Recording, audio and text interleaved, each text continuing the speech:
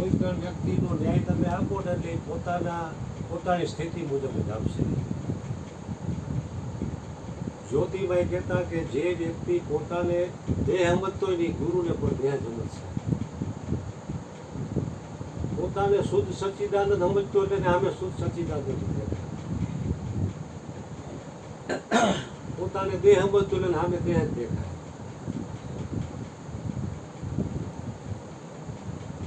એટલે કીધું કે બીનું સત્સંગ વિવેક ન હોય. કારણ કે વિવેકનું જ્યાં લગી પ્રાગટ્ય ન થાય ને ત્યાં સુધી દોષ દેખાય. કારણ કે મોટે ભાગે સામેની વ્યક્તિમાં દોષ દેખાય, પોતાનો નથી દેખાતા. સત્સંગ છે એ બાપુ ઘણી વાર કહે કે બીજા ઉપર નહીં, પોતા ઉપર સહેલો મારવાની વાત છે. મારી અંદર શું પોઝિશન છે.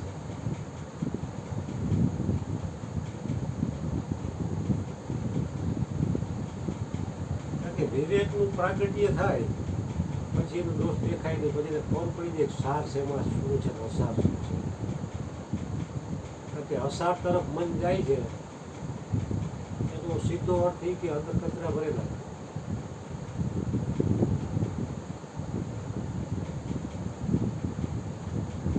ભગવાને વાત કીધી કે પ્યાસ વગર આ વસ્તુ નહીં મળે. કોઈ પણ વ્યક્તિ પોતાની જે અંદરની સ્થિતિ પ્યાસી છે એ તરફ જ ખેંચાય.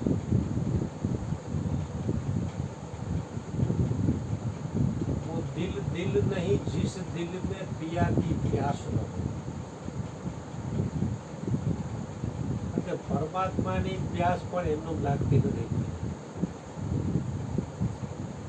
સંસારની જે કઈ વિષયોની, ભોગોની એ બધી પ્યાસ સહેજે સહેજે મેળવી. એમાં જવા માટે કોઈ બહુ મહેનતની જરૂર નથી. એમાંથી ઉપર ઉઠવામાં જ મહેનત છે. જ્યાં સુધી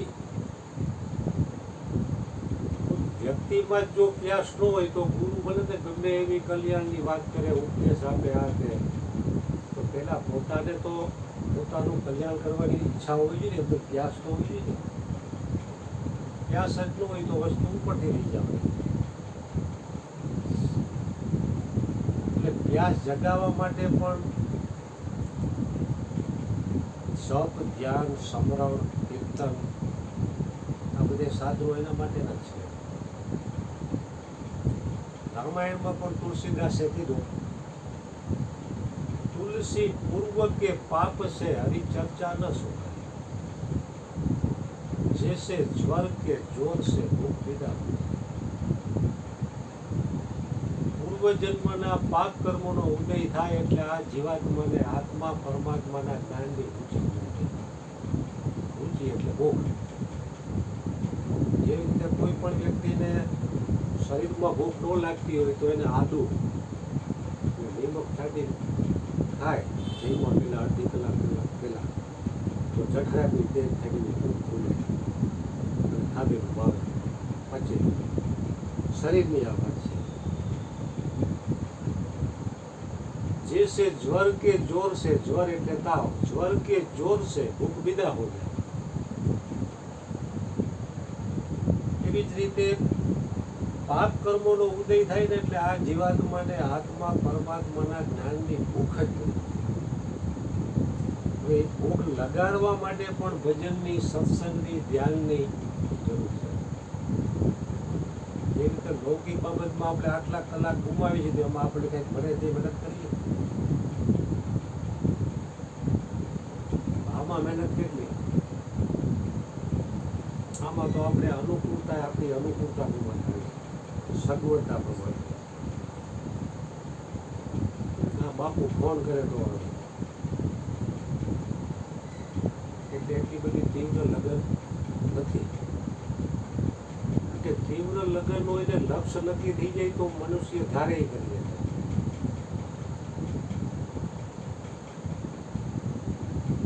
કારણ કે લક્ષ્ય વગરનું જીવન છે ને ક્યાં જાય એનો કોઈ પતો નહીં. लक्ष्य न ओजन होने पाए, कदम मिलाकर चल, सफलता तेरे कदम चूमेगी आज नहीं तो कल। જેવી રીતે માણસનો ધન સંપત્તિ એકઠી કરવાનો લક્ષ્ય હોય છે તો માણસ અહીંથી દેશ છોડી વિદેશમાં જાય છે, કુટુંબ કબીલાને બધાઈને છોડી અનેક પ્રકારના કષ્ટો સહન કરીને જાય છે. કોઈ લક્ષ્ય વગર જતો હોય હવે એના 1000માં ભાગનું લક્ષ્ય નથી આ તરફ આવવાનું, તો કલ્યાણ થાય ક્યાંથી?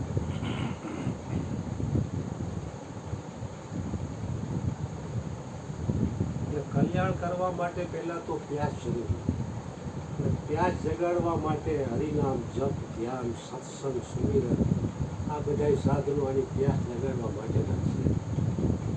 કારણ કે ઉપદેશ બાબુ આપી દે એટલે એમ કે હવે તું મુક્ત, તને છોડીને કાંઈ છે નહીં, તું મુક્ત કરે કરવાનું રહે.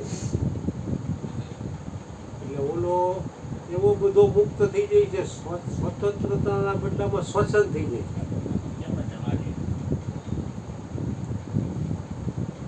ગુરુવારે આવે, અમુક પૂનમ ટુ પૂનમ આવે, અમુક ગુરુ પૂર્ણિમાથી ગુરુ પૂર્ણિમા, અમુક તો ઉપદેશ લીધા પછી ભંડારામાં જાય. ઉપદેશ હું છે એ પણ યાદ છે. તો કલ્યાણ થાય ક્યાંથી એનું?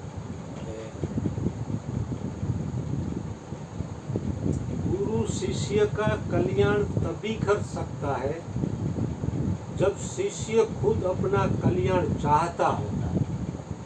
जब शिष्य ही अपना कल्याण न चाहता हो तो चाहे कितने भी गुरु बदल डालो तुम्हारा कल्याण होने वाला है. પોતાના કલ્યાણની તીવ્ર લગ્ની હોય ને તો એ ગાંડા માણસનો પણ સદગુણ શોધી લે.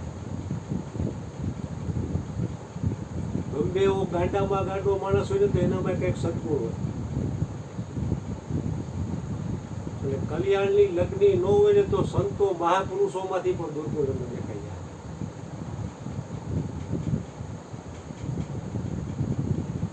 પોતાનું કલ્યાણ કરવું એમાં હરેક વ્યક્તિ સ્વતંત્ર. મોટે ભાગે ટેવ એવી પડી ગઈ છે